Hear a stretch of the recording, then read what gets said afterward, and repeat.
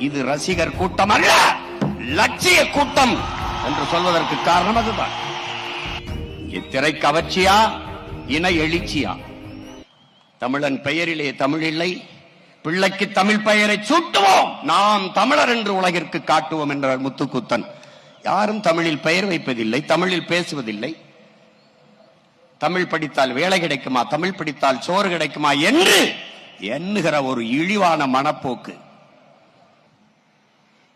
தேவாரம், திருவாசகம், திருப்புகழ், திருமுருகாற்றுப்படைத்த தெய்வ தமிழ் செத்து போனது.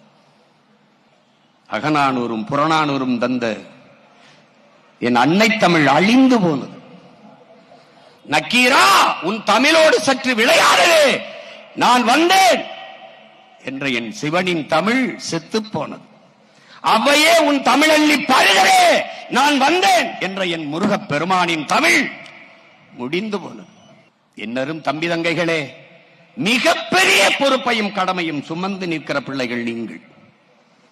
அதனால்தான் திரும்ப திரும்ப சொல்கிறேன், இது ரசிகர் கூட்டம் அல்ல, லட்சிய கூட்டம் என்று சொல்வதற்கு காரணம் அதுதான். இத்திரை கவர்ச்சியா, இன எழுச்சியா? பணமா, தமிழன் என்கிற மானமிக்க இனமா? இதுதான் இந்த களத்திலே